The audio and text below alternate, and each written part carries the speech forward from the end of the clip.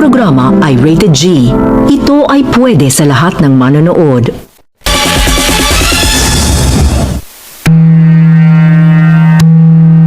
Minsan ako'y nadala sa isang tribong dumagat. Ang buhay nila'y naasa sa biyaya ni Makidipet. Ngunit ako'y nalungkot sa aking nakita't naranasan. Lupaing alay ni Bathala, inangkin ng ilang gaman.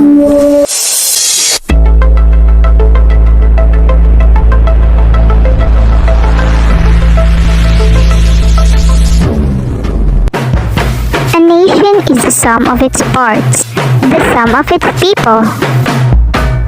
In the Philippines, the indigenous peoples or IPs are one of those valuable parts of the nation. 1 out of every 10 Filipinos belongs to an IP group.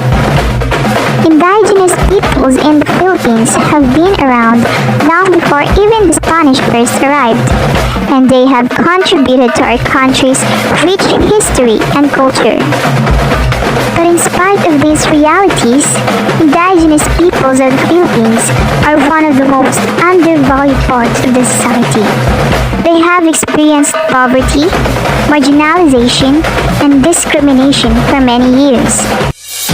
But in October 1997, then President Fidel V. Ramos signed into law the Republic Act H371, or the IPRA. This legislation lays down the legal framework for addressing indigenous people's poverty. It seeks to alleviate the plight of the country's poorest of the poor by correcting, by legislative fiat, the historical errors that led to systematic dispossession of and discrimination against indigenous people. On 9th of June in 1998, the implementing rules and regulations of IPRA were approved. The IPRA law enforces the 1987 Constitution's mandate that the state should craft a policy to recognize and promote the rights of indigenous peoples and the ICCs within the framework of national unity and development, and to protect the rights of indigenous cultural communities to their ancestral lands to ensure their economic, social, and cultural well-being. IPRA provides that development programs, projects, and activities must be developed along with a fourfold agenda of recognition and protection of ancestral domain or land rights, self-governance and empowerment, cultural integrity, and social justice and human rights. So now we have here the right to ancestral land or domain. So what is ancestral land or domain? So the term ancestral land under the IPRA or the Indigenous People Rights Act refers to lands occupied by individuals, families, and clans who are members of indigenous cultural communities, including residential lots, rice terraces or paddies, private forests, swidden farms, and tree lots. These lands are required to have been occupied, possessed, and utilized by them or their ancestors since time immemorial, continuously to the present. This is according to the section 3B of the IPRA. So, ancestral domains also include inland waters and coastal areas and natural resources therein. Again, these are required to have been held under a claim of ownership, occupied or possessed by ICCs or IPs by themselves or through their ancestors, communally or individually, since time immemorial, continuously to the present. This one naman is according to the section 3A. So in 1909, we have a case which is the Carino versus Insular Government So according daw to the US Supreme Court, ang native title is valid na daw na siya. So when we say native title, it's the ownership of the land is recognized based on the testimony of the people here from time immemorial.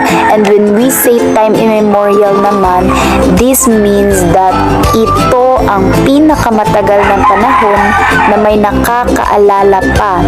Kadalasan sa usapin ng lupa ng mga IP or ng mga ICC ay wala man lang silang lumang kasulatan or titulo na pwedeng gawing basihan na pagmamay-ari.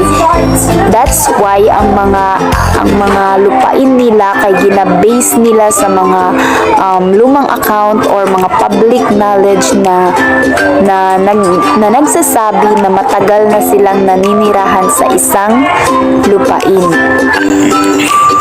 So now let's proceed to the rights to ancestral domain. The very first in the list is the right to ownership. So this includes lands, bodies of water traditionally and actually occupied by the ICCs and the IPs, sacred places, traditional hunting and fishing grounds, and all improvements made by them at any time within the domains. The second one is the right to develop and manage lands and natural resources. This includes the right to negotiate the terms and conditions for the exploration of natural resources in the areas for the purpose of ensuring ecological, environmental protection, and the conservation measures pursuant to national and customary laws. The third one is the right to stay in territories. So meaning no ICCs or IPs will be relocated without their free and prior informed consent, nor through any means other than eminent domain. The fourth one is the right to regulate the entry of migrants. So, the entry of migrant settlers and organizations into the domain, they have the right to regulate that one. And the fifth one is the safe and clean water. So, as humans, this is our basic needs. So, same lang sa TUA, ang mga IPs or ang mga ICCs, they also need or it is necessary for them to drink safe or clean water. The sixth one is to claim parts of reservation.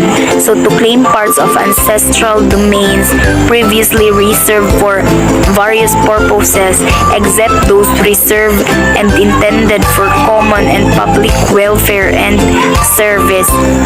And the very last one is the right to resolve conflicts according to customary law. So to resolve land conflicts in accordance primarily with the customary law.